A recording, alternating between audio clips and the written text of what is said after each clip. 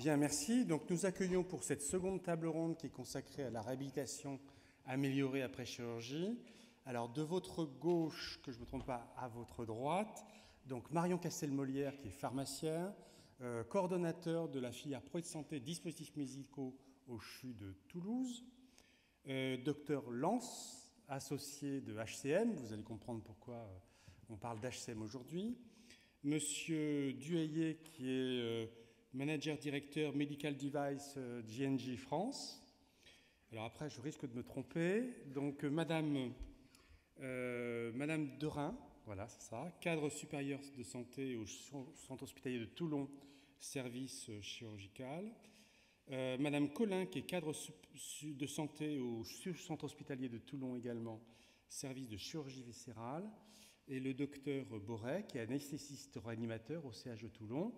Donc pourquoi sont-ils là? Eh bien tout simplement, on va le découvrir maintenant au travers d'une petite présentation.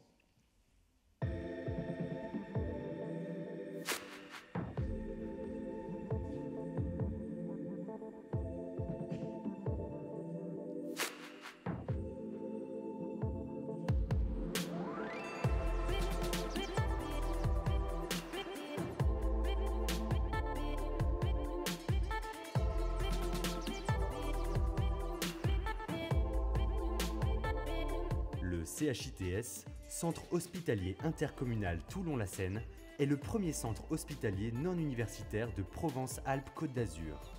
Composé de 3 sites et doté d'une capacité de près de 1300 lits et places, il est l'hôpital de référence du GHT du Var, touchant un bassin de population d'1 million d'habitants. Depuis 2 ans, le programme de récupération rapide après chirurgie est mis en œuvre. C'est un programme de prise en charge globale qui va de la phase préopératoire jusqu'à la sortie du patient, qui vise à la reprise d'une autonomie active et complète après sa chirurgie. Les avantages du dispositif RAC sont pour le patient incontestables.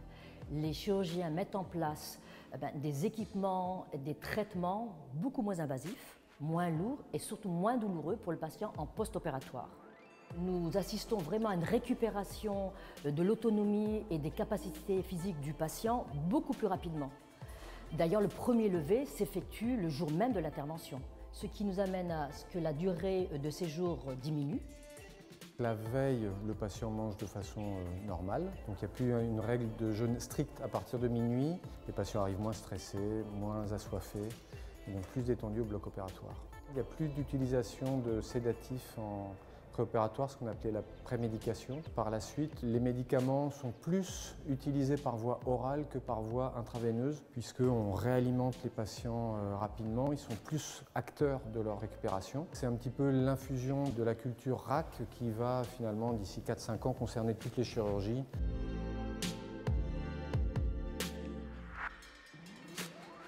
Nous l'avons vu, le bénéfice pour le patient est indiscutable. Mais en réalité, ce programme est bien plus global. Il conjugue équipements novateurs, organisation spécifique des soins, compétences médicales et vision globale. Alors, le marché a été conclu effectivement avec 2 sociétés, Hospital Concept Management, qui a été retenu sur des prestations d'audit et d'accompagnement méthodologique au développement du programme RAC, et la société Johnson & Johnson pour la fourniture des dispositifs médicaux et en particulier de l'instrumentation chirurgicale. Le programme RAC, c'est une démarche qualité assez innovante qui nous permet d'aller jusqu'à un processus de certification qui génère une notoriété pour notre établissement sur laquelle on va pouvoir s'appuyer en termes de recrutement de patients et également sur le recrutement d'équipes médicales et paramédicales qui peuvent être attirées par une démarche structurée dans notre établissement. Nous avons fait le choix de mener cette opération avec notre partenaire qui est une IHA et bénéficier d'une massification des achats. La réduction significative des durées de séjour liées au programme RAC nous permet de dégager du temps et de prendre en charge davantage de patients. Alors, la procédure standardisée est l'organisation qui est déclinée et formalisée sous forme de procédures et de protocoles standardisés qui vont suivre la trajectoire du patient. L'intérêt d'avoir une procédure standardisée, c'est d'avoir une décision et une concertation collégiale entre les chirurgiens, les anesthésistes et le personnel paramédical. Et donc l'intérêt, c'est d'avoir le même langage et les mêmes techniques de soins. Le fait d'avoir mis en place cette procédure standardisée permet une plus grande fluidité de l'administration des soins aux patients parce que le parcours du patient dès la sortie du bloc jusqu'à la sortie de l'hôpital est déjà tracé. Pour le côté bloc opératoire, en effet, on a créé des kits qui contiennent tout le matériel nécessaire pour réaliser une certaine intervention dans une seule boîte, de telle sorte que même une infirmière qui n'est pas forcément du secteur de la chirurgie viscérale peut me fournir le matériel dont j'ai besoin sans devoir aller le piocher à droite et à gauche dans les réserves du bloc opératoire. Les chirurgiens se sont concertés entre eux afin d'avoir un kit commun. L'intérêt de ce marché, c'était aussi le fait d'avoir un service associé et la réhabilitation améliorée en chirurgie qui était un des projets que nous avions. Et pourquoi pas imaginer dans le futur d'utiliser ce système pour d'autres procédures qui nécessitent quand même un minimum d'instrumentation.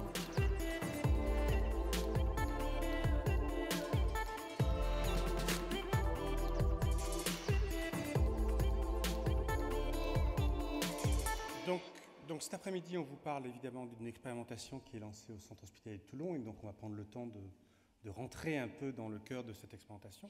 Mais on vous parle aussi d'un marché de l'INIACHA qui a été lancé, mis en appel d'offres l'année précédente. On vous avait dit l'année dernière, lorsqu'on avait présenté une expérience de gestion de parc d'échographie, que vous alliez rencontrer demain de plus en plus d'opérations de cette nature. Donc vous en avez une nouvelle cette année, il y en aura évidemment d'autres l'année prochaine. Docteur Lance, vous êtes anesthésiste réanimateur, on a entendu parler d'HCM, on a entendu parler de récupération améliorée, accélérée, de récupération, je ne sais plus quel est le terme qui est utilisé. Alors expliquez-nous un peu de quoi il s'agit pour des gens qui ne sont pas nécessairement des spécialistes de l'activité médicale, puisque toutes les entreprises travaillent avec l'INIACHA, n'ont pas la connaissance aussi précise de ces questions. Alors déjà, il existe plusieurs termes pour définir la réhabilitation améliorée, comme vous l'avez dit. Il y a Fast Track Surgery, récupération rapide après chirurgie, récupération améliorée, réhabilitation améliorée. Tout cela est strictement identique et définit exactement la même chose. La réhabilitation améliorée n'est ni plus ni moins que du lean management appliqué à la médecine. C'est faire en sorte que ce ne soit pas au patient de s'adapter à la structure, mais bien l'inverse. Faire en sorte que ce soit à la structure de s'adapter aux besoins spécifiques du patient. Et là, on approche tout de suite l'élément majeur de la réhabilitation améliorée, c'est-à-dire que c'est une manière d'organiser le soin et de produire du soin qui est centrée sur les besoins spécifiques du patient. Le patient est ainsi au centre de la prise en charge. On va ainsi définir ses besoins et on va mettre en face de ces besoins des moyens. Ces moyens vont ainsi faire en sorte que le soin sera beaucoup plus adapté au patient, on va l'anticiper et donc faire en sorte de diminuer le moins possible sa capacité fonctionnelle. Ainsi, le patient va récupérer plus vite et sortira plus vite de l'établissement. Donc on voit un bénéfice direct sur le patient. Alors, on voit que le patient récupère plus vite, mais ça c'est la théorie, mais c'est bien joli la théorie, en pratique ça donne quoi? Alors quels sont les résultats de la réhabilitation améliorée? Eh bien on voit que la réhabilitation améliorée est une véritable stratégie triple gagnant. Premier gagnant, vous l'avez entendu, le patient. En effet, on parle rien de moins qu'une amélioration de la morbidité, 50% de complications en moins quand on met en place la réhabilitation améliorée, une diminution de la mortalité, donc on n'est pas en train de blaguer, quoi. On diminue le nombre de morts, quoi. Ensuite, on pourrait se dire, mais le patient rentrant plus tôt à domicile, on pourrait diminuer sa qualité de vie. Eh bien, en fait, il n'en est rien. Comme on se centre spécifiquement sur ses besoins, eh bien, sa qualité de vie en est améliorée. Sa satisfaction aussi. Donc, on voit précisément un bénéfice immédiat pour le patient à l'application de la réhabilitation améliorée. Il y a d'autres gagnants. Oui. Il y a d'autres gagnants.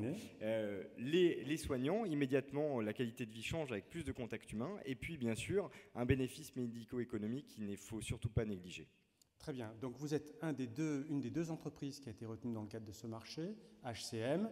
Pouvez nous dire quelques mots sur ce qu'est HCM, ce que vous faites, et puis après on reviendra éventuellement dans le cœur de ce qui s'est passé à Toulon. Très bien. Alors HCM est une société d'audit et de conseil qui est spécialisée dans l'efficience du parcours patient. Le parcours patient, c'est son cheminement depuis la consultation chirurgicale jusqu'à J30 post-opératoire. Donc on voit tout de suite que ça ne se limite pas à la prise en charge hospitalière du patient. On envisage tous les besoins du patient. Ce parcours patient, il y a des données médicales bien sûr, mais le chirurgien n'a pas besoin que le patient n'a pas besoin que de son médecin. Il a besoin de données organisationnelles, de données managériales et de données architecturales pour évoluer correctement. Eh bien, HCM, c'est la réunion de ces 4 compétences. HCM met à disposition des experts qui vont venir à travers un audit évaluer ces 4 données. Les experts HCM sont des gens de terrain, ont une approche parfaitement pragmatique. Ce sont des professionnels qui parlent à des professionnels. Moi, précisément, je suis médecin anesthésiste réanimateur. Tous les jours, j'ai les mains dans le cambouis dans ma clinique et puis eh bien, parfois je fais de l'audit et je vais aider des établissements. Donc clairement, je ne suis pas un jeune étudiant sorti de son école de commerce à qui on a demandé de digérer rapidement certaines notions et qui va aller conseiller un chirurgien. Non, je suis un praticien, j'ai des problèmes que je partage complètement avec l'ensemble de mes confrères, j'ai eu des échecs et je sais comment les vaincre et du coup j'apporte cette compétence. Enfin, HCM, si on va peut-être faire une petite comparaison, le patient RAC, assez généralement, c'est le caillou dans la chaussure d'un établissement. C'est presque la perle dans la chaussure. C'est la jolie petite partie qui va perturber l'ensemble de l'organisation de l'établissement. HCM va réussir à faire l'inverse. C'est-à-dire qu'on ne va pas chercher à lutter contre cette perle, on va faire en sorte que le patient RAC devienne l'organisation propre de l'établissement et que le caillou dans la chaussure, ce soit le patient non RAC et que du coup, eh bien, il y ait une démarche globale et progressive d'amélioration de la qualité. Très bien. Alors, docteur Boré, concrètement, le marché est construit autour de 2 actes chirurgicaux, puisque c'était le premier prototype de marché. Donc, vous dites à un moment dans le reportage, pourquoi pas l'étendre à d'autres activités. Chirurgie bariatrique, chirurgie colorectale. Comment concrètement le CH de Toulon s'est emparé de cette question? Alors, vous m'avez expliqué avant, quand on a préparé cette table ronde, mais on n'a pas attendu une IHA pour s'en occuper. Voilà. Donc, voilà pourquoi le CH de Toulon s'empare de ce sujet. Qu'est-ce que ça veut dire pour les compétences médicales de l'établissement voilà. Et concrètement, comment vous êtes emparé et qu'est-ce que ça veut dire dans l'organisation d'un établissement comme Toulon? Oui, donc moi, je suis arrivé, j'avais passé une petite année au Québec en 2015 au CH de Toulon.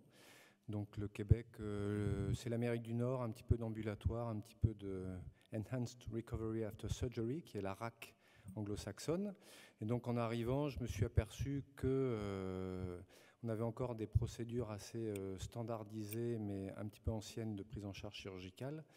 Et il s'avérait qu'il y avait de la chirurgie bariatrique avec un seul chirurgien qui lui aussi était motivé pour faire entrer ses patients dans des procédures de RAC. Et donc on s'est un petit peu mis ensemble plus avec la cadre de santé de Viscéral pour essayer de faire une procédure pour ces patients. C'était assez facile de débuter par la chirurgie bariatrique parce qu'il y avait un seul chirurgien. Et pour les anesthésistes que nous sommes, on sait très bien que c'est toujours difficile de traiter avec plusieurs chirurgiens. Donc déjà, c'était plus simple. La procédure est assez standardisée. Il y a 2 types de chirurgie. Il y a le bypass et la sleeve. Et puis, les patients sont globalement à peu près tous les mêmes. Ce ne sont pas des patients très âgés puisque les chirurgies bariatriques ne peuvent pas se faire au-delà de 65 ans. Et même s'ils sont obèses, les comorbidités sont quand même assez limitées. Donc le fait d'avoir un chirurgien, un type de patient, ça permettait un petit peu de mettre le pied dans la porte de la récupération améliorée après chirurgie dans une structure qui est un petit peu différente des cliniques, c'est-à-dire avec une inertie qui est un petit peu plus importante, comme je pense a été souligné par la table ronde précédente. On voit que les innovations sont toujours un petit peu difficiles à faire entrer dans le public. Donc voilà, on a fait ça à partir de juin 2016. Et effectivement, après, une IHA est arrivée pour proposer ces services pour l'achat d'un kit en bariatrie et en colorectal qu'on avait aussi lancé quelques mois après la chirurgie bariatrique avec un petit peu moins de succès, je dois le reconnaître, parce qu'il y a plus de chirurgiens et que les patients sont un petit peu différents et que c'est un petit peu plus difficile. Vous avez conduit ce travail avec Mme Derain, qui a travaillé plus spécifiquement, si j'ai bien compris, sur les protocoles, l'organisation globale. Donc, expliquez-nous comment l'articulation avec les soignants s'organise lorsqu'on prend en charge et qu'on met en place un dispositif de cette nature. Alors, moi, j'ai travaillé, donc, bien entendu, avec les chirurgiens et les anesthésistes sur le programme RAC, accompagné de Madame Collin, qui est le cadre de chirurgie viscérale, où on a vraiment développé la RAC sur la chirurgie bariatrique et chirurgie colorectale. Donc effectivement, dans tous les services de chirurgie, puisqu'on tend maintenant à faire du programme RAC dans tous les services de chirurgie, donc notamment sur l'urologie, qu'on a commencé à bien développer, et bien entendu, dans très peu de temps, il y aura la chirurgie orthopédique. Et effectivement, ça a été un grand changement, une grande réorganisation pour le personnel soignant. Donc quand on parle de RAC, on parle d'anticipation. Et donc c'est quelque chose, le programme RAC doit être anticipé. Les protocoles sont bien définis. On parlait de chemin clinique, maintenant on parle de programme RAC, et donc est défini par des séries de protocoles et de procédures qui sont standardisées, bien définies, que le soignant doit suivre. Donc le programme RAC demande de la rigueur, beaucoup de rigueur et de disponibilité de la part des soignants.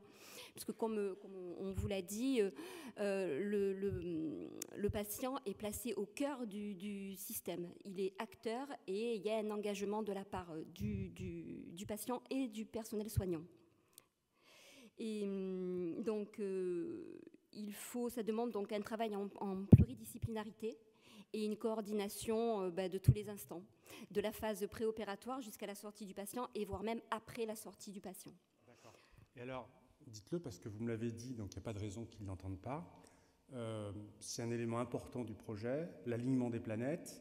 Il faut qu'on ait des animateurs, des chirurgiens, des soignants et une direction qui vous accompagne. Alors, il faut le dire, elles n'osent pas le dire. Elles demandent une infirmière de RAC depuis plusieurs semaines. Voilà, donc elles vont profiter de ce passage ici pour se faire entendre. Voilà, alors, expliquez-nous pourquoi il faut une infirmière de RAC en complément des équipes des services et des équipes soignantes L'infirmière coordonnatrice RAC est la deuxième personne que doit voir normalement le patient après le chirurgien. Voilà. Donc, elle doit coordonner tout le parcours du patient.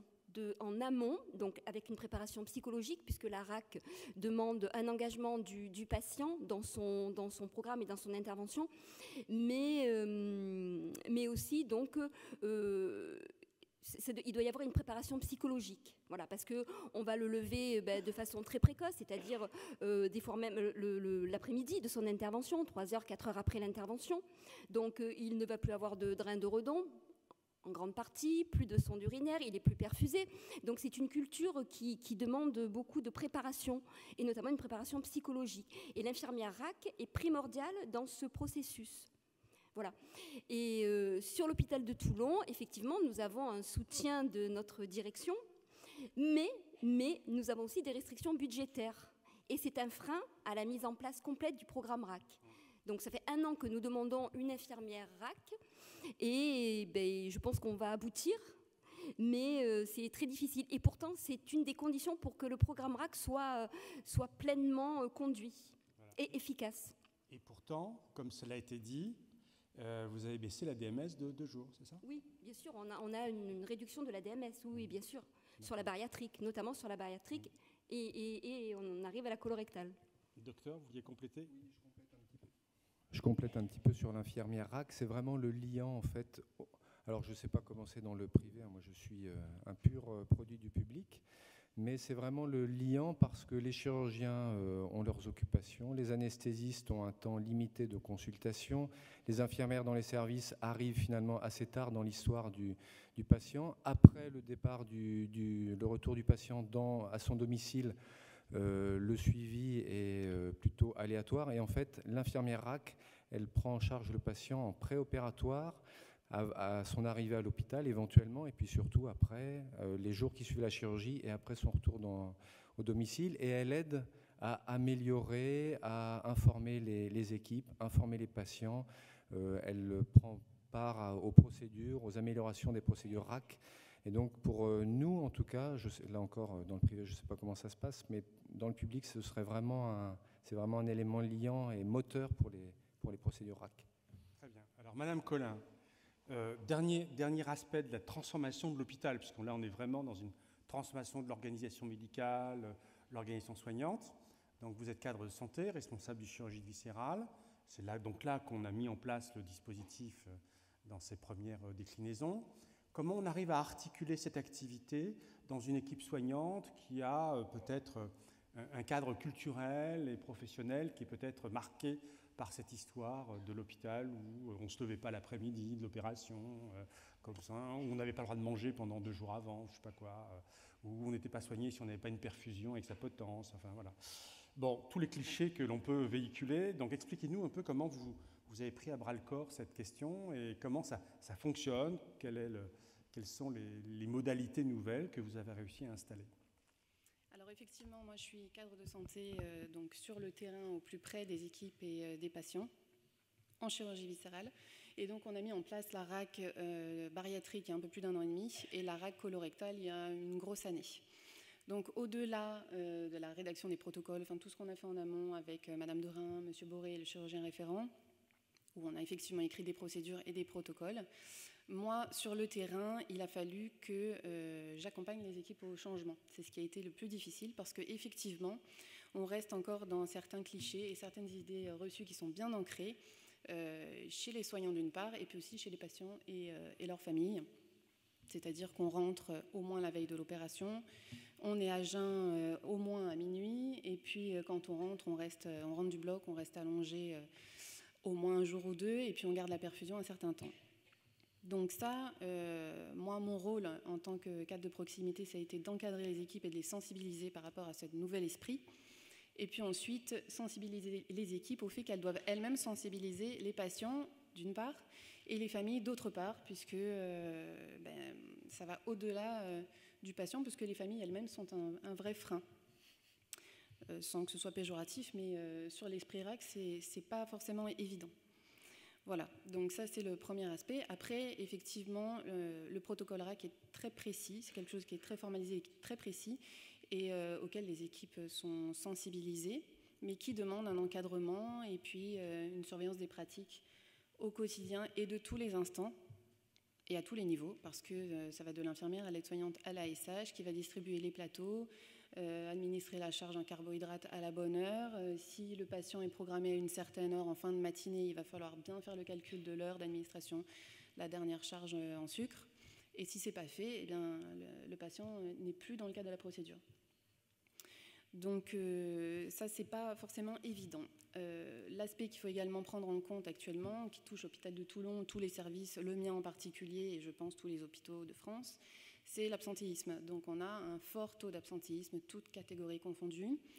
Donc moi, ce qui a été particulièrement gênant dans le protocole RAC, c'est au niveau infirmier, où j'ai eu, notamment l'été dernier, un fort taux, et donc faire intervenir des agents du pool de remplacement ou des agents intérimaires. Donc ce sont des agents qui ne sont pas du tout formés au protocole RAC, parfois même les intérimaires, parfois même pas à l'institution. Donc il a fallu mettre en œuvre toute l'ingéniosité que je pouvais disposer pour créer des outils, des supports, des mémos, des fiches techniques, des petites fiches de couleurs qu'on met dans la poche, plastifier, toutes les idées que j'ai pu trouver pour éviter les dérapages liés à la méconnaissance du protocole qui est quand même très formel, on va dire. Voilà, donc ça c'est une chose. Et pour finir, ce qui est particulièrement prégnant et toujours à l'heure actuelle, malgré qu'on a 1 an et demi de recul, c'est une résistance au changement qui est forte de la part des équipes qui ne ressentent pas actuellement encore le bénéfice vrai de la RAC, puisqu'elles sont toujours dans une concentration accrue, de respect des protocoles, parfois un petit stress, est-ce que j'ai bien fait ou pas, en sachant que derrière, on leur demande d'être vraiment dans les clous, et moi en l'occurrence. Donc du coup, j'ai mis en place un groupe que j'ai appelé pilote de proximité, puisque effectivement, on n'a pas d'infirmière RAC, donc du coup, on fait avec les moyens du bord. C'est-à-dire que j'ai repéré les 2 infirmières les plus engagées dans l'équipe sur la RAC, l'aide-soignante la plus engagée et moi-même, et on se réunit tous les mois, ou plus si nécessaire, pour mettre en avant toutes les problématiques qui ont été rencontrées et puis éventuellement les axes d'amélioration ou les moyens pratico-pratiques pour effectivement être le plus possible dans l'esprit RAC. Très bien, merci. Docteur Lantz, là, ce qu'on a entendu sur le centre hospitalier de Toulon, c'est étonnant, c'est normal, parce que vous intervenez à la fois dans le secteur public et dans le secteur privé.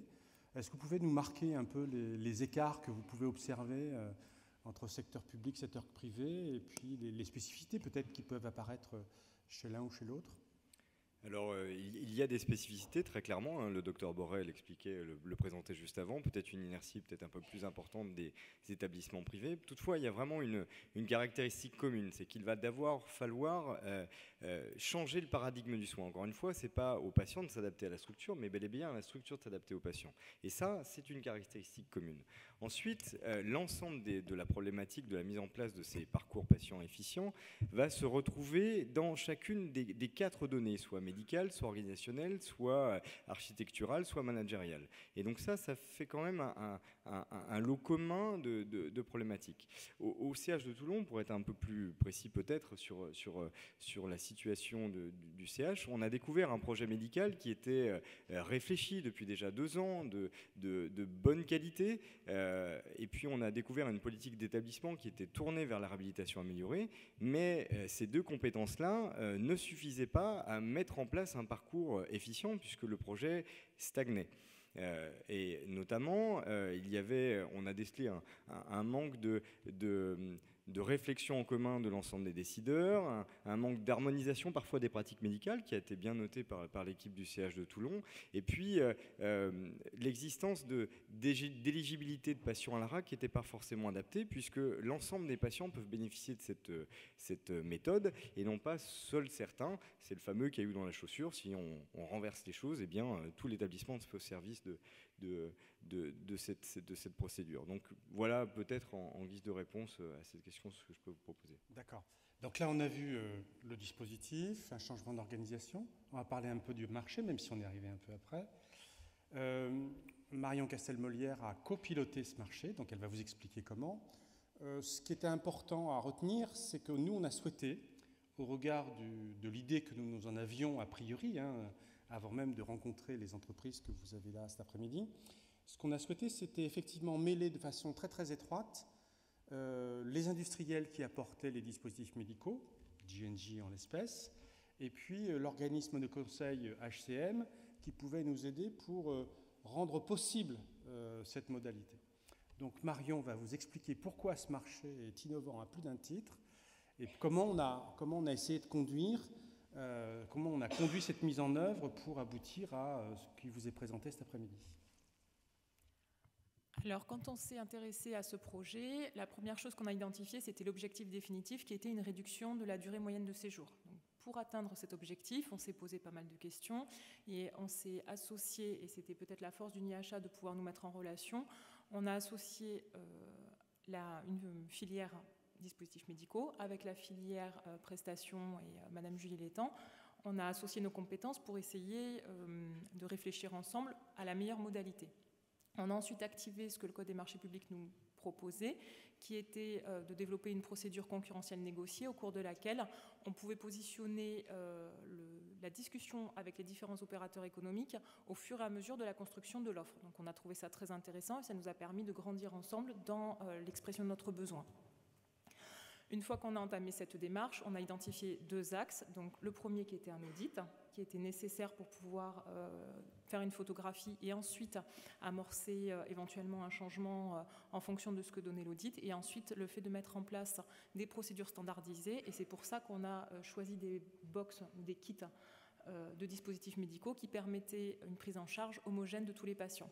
Et pour cela, on a eu une démarche habituelle sur le dispositif médical avec des phases d'essai et des phases de constitution de kits qui étaient adaptés aux besoins médicaux. Donc on a travaillé dans ce sens-là.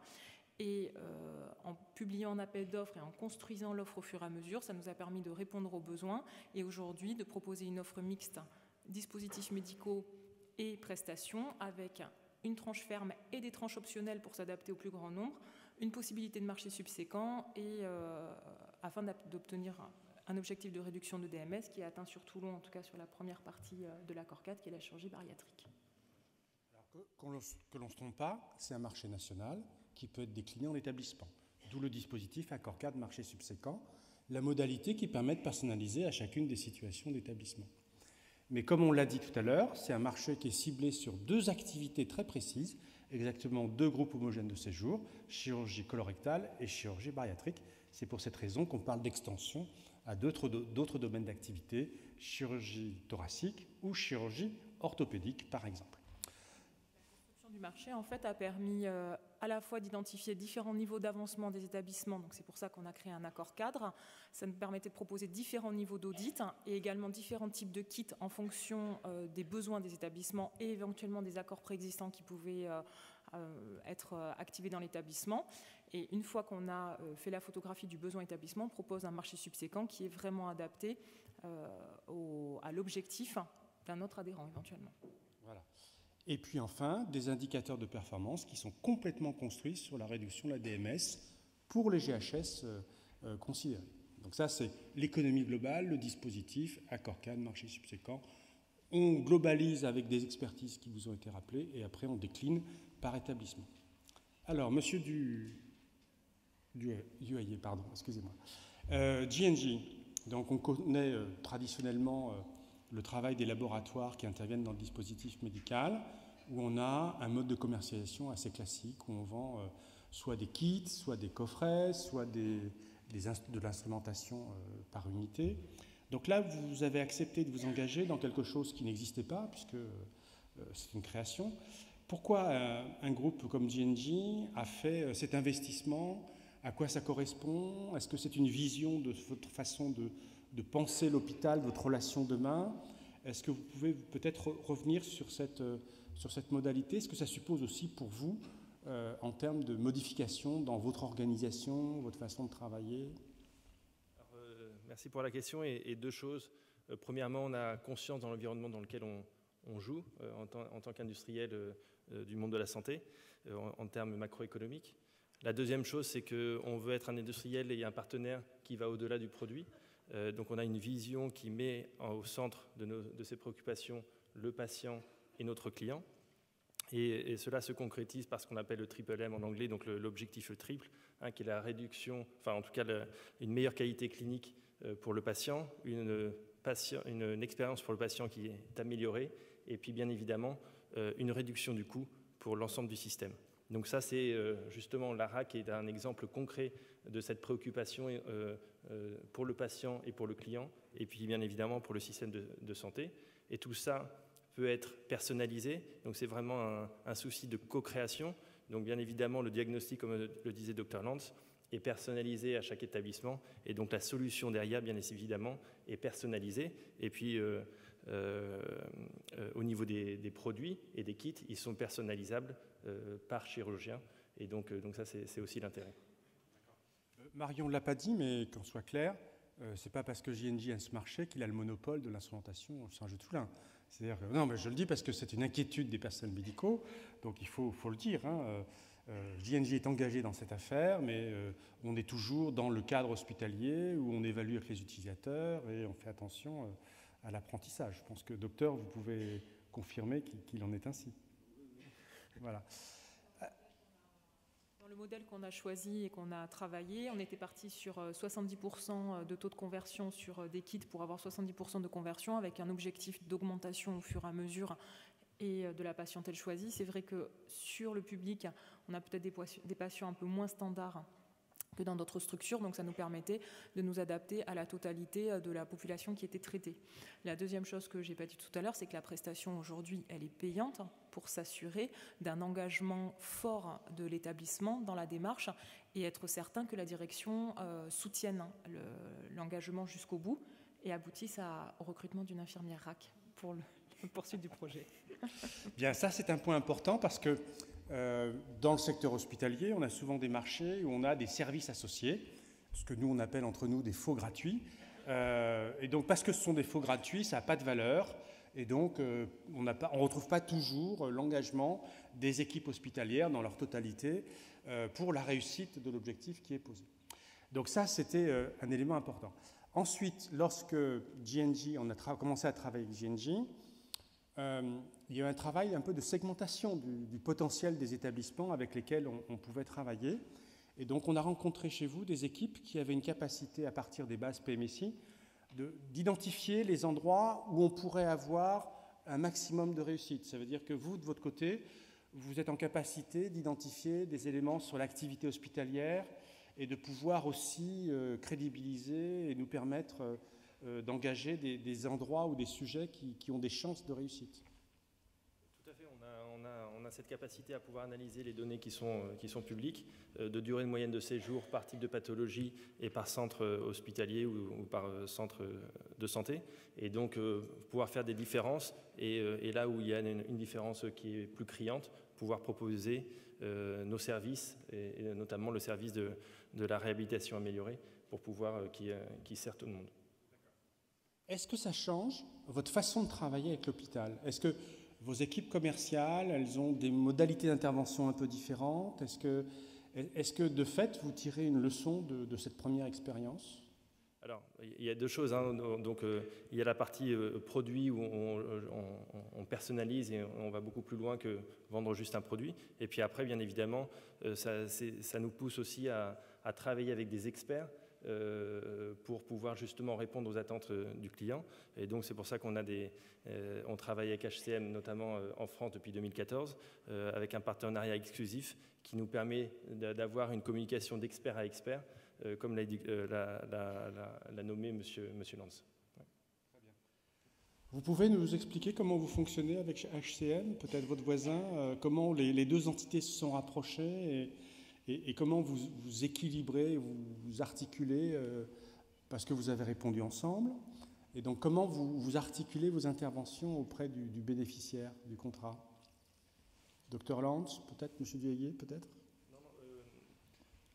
L'équipe de Johnson & Johnson et d'Ethicon, notamment sur l'obésité et sur la chirurgie colorectale, donc, coordonne tous les acteurs, donc que ça soit le personnel Johnson & Johnson et Ethicon, coordonne la mission d'HCM au sein de l'établissement de santé, donc ici de Toulon, et puis on coordonne le projet de A à Z avec bien évidemment les équipes médicales et paramédicales ou administratives de l'hôpital en question, pour s'assurer que le phasing soit le bon et que les résultats à chaque phase soient ceux qui soient escomptés par le client final. Maintenant, le fait que ce soit une solution qui soit externalisée de J&J, nous sommes une société HCM indépendante, et bien justement, ça garantit cette indépendance, et donc ça garantit ce pragmatisme, cette compétence et cette visibilité et les bénéfices attendus. D'accord. Y a-t-il des questions dans la salle ou des demandes de précision?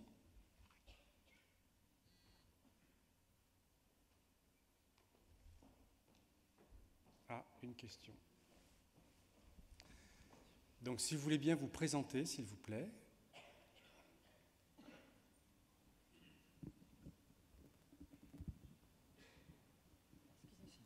Merci. Société de soutien médical, des dispositifs médicaux dans l'orthopédie. Donc, l'utilisateur, enfin le client est revenu plusieurs fois sur le fait qu'il avait besoin d'une infirmière donc spécifique RAC. Je voulais savoir pourquoi cette prestation n'avait pas été intégrée au marché. Parce que c'est de la compétence de l'établissement mais peut-être que demain on le fera, oui. Peut-être, j'en sais rien. Alors, il y a certains établissements qui ont eu le soutien des agences régionales de santé, qui ont mis en place des programmes RAC dans des hôpitaux publics et pour lesquels l'agence régionale de santé payait une infirmière RAC pour la mise en route du protocole pendant 6 mois ou 1 an. Nous, de notre côté, à Toulon, on a fait une demande auprès de l'ARS et on a eu un budget de formation pour une infirmière pour qu'elle soit compétente en RAC de 4 à 5 000 euros. Simplement, cet argent, pour l'instant, je ne sais pas où il est, mais il n'a pas servi pour une infirmière. Et puis, on a pu avoir un petit peu de matériel médical en plus, parce que la RAC, comme on enlève les sondes vésicales un peu plus vite, on peut faire une surveillance par volumétrie vésicale, bladder scan, ou d'autres matériels de kinésithérapie. Mais donc, par l'ARS, les établissements de santé peuvent avoir un petit bout d'infirmière RAC sur quelques mois, le temps de lancer le processus. Nous, on n'a pas eu d'infirmière RAC et on a lancé le processus sans, voilà, pour essayer de faire avancer les choses. Après, l'une des manières les plus simples peut-être de pratiquer, c'est une redistribution des moyens aussi. Ne pas envisager l'infirmière RAC comme un poste supplémentaire, mais comme une redistribution de postes. En effet, le patient passe moins de temps dans l'établissement et donc libère des places, libère du temps infirmier, du temps soignant. Et bien ce temps, il y en a une bonne partie qui va être réutilisée pour un temps d'infirmière RAC. Donc assez souvent pour les établissements, c'est soit une opération blanche, soit un mieux déjà qu'une opération blanche, sans moyens vraiment financiers déployés immédiatement, seule une répartition du temps de travail différente. Je pense des hôpitaux publics, les cadres pourront mieux répondre. Je crois qu'en fait, les établissements de santé, moins ils peuvent avoir de personnel, plus ils sont heureux en fait. Mesdames, est-ce qu'il y avait des potentialités de redéploiement au sein des services ou... Non. Enfin, dans notre établissement, on est déjà à flux tendu, on est en restriction budgétaire et les ressources humaines ont refusé jusqu'à maintenant de mettre quelqu'un en plus. Donc on a redéployé, oui, on a réorganisé notre façon de travailler. Et Madame Collin l'a bien dit, elle a formé 2 infirmières qui sont plus identifiées RAC que les autres, mais ça ne les dégage pas du planning et d'assurer leurs autres fonctions sur les patients qui ne sont pas encore RAC. Par contre, ce que l'établissement, nous on a bien compris que c'était pas possible et qu'on allait mettre encore beaucoup plus de temps à avoir une infirmière RAC si on passait par les voies administratives normales. Alors ce qu'on s'est dit avec le directeur des soins, on a du personnel en reclassement. Donc reclassement des personnes qui sont en des petits handicaps physiques, mais qui ne peuvent plus leur permettre de fonctionner normalement dans les services ou, par exemple, des infirmières ou des aides-soignantes. Et là, on s'oriente sur une infirmière qui serait en reclassement physique parce qu'elle ne peut plus soulever de poids, elle peut plus, voilà, donc elle ne peut plus fonctionner normalement. Elle a eu une perte de sensibilité au niveau des mains, donc elle ne peut plus faire de soins, mais elle a déjà pratiqué, elle a déjà exercé dans des services de chirurgie et elle a une très bonne connaissance. Donc on s'oriente sur une infirmière en reclassement. Donc voilà, au lieu de ne pas travailler qu'elle soit maladie, nous, on va s'en servir pour coordonner la RAC. Ce qui est, enfin, à mon sens, ce qui est un bon choix. Très bien, merci. Une autre question peut-être ? Non, pas d'autres questions. Donc, on a eu un bilan à presque 1 an, 18 mois, presque 2 ans. Donc maintenant, vous partez sur un élargissement.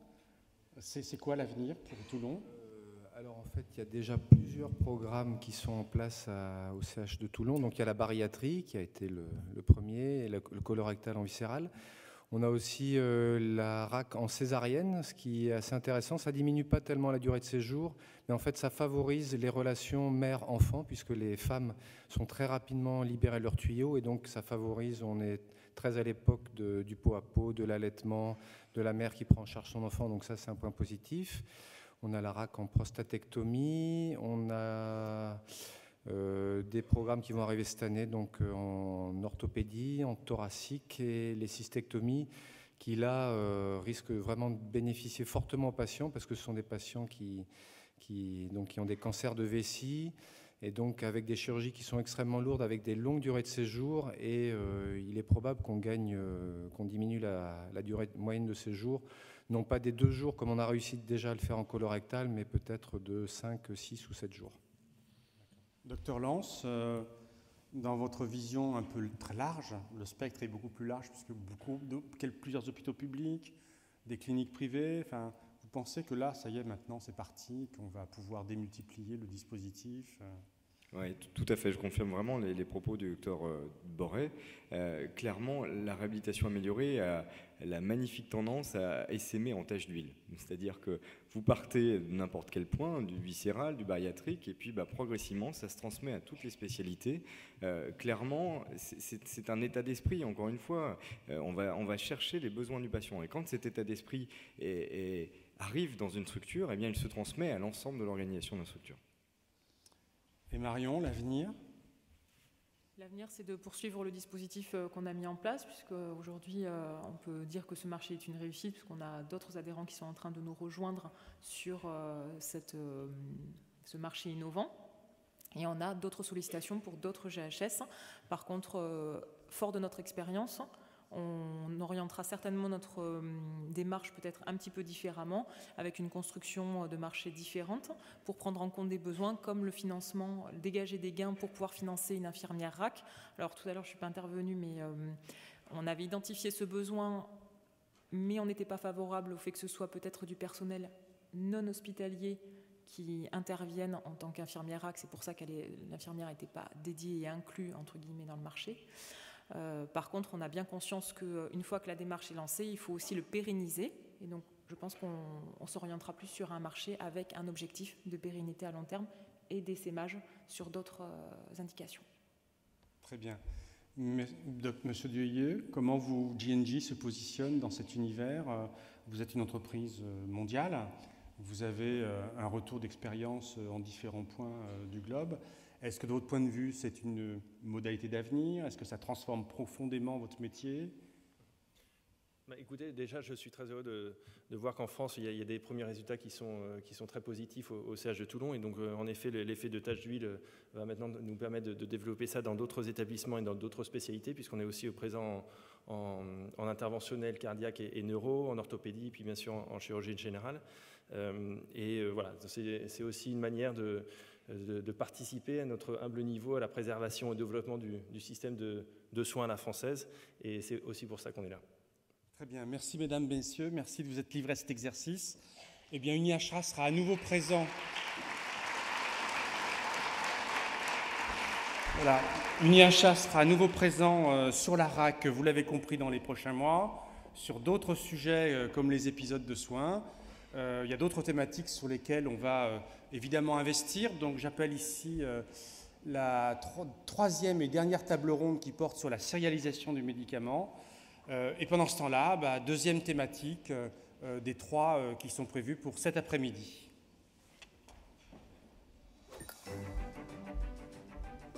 Que serait un bon prix sans l'assurance de la qualité du produit?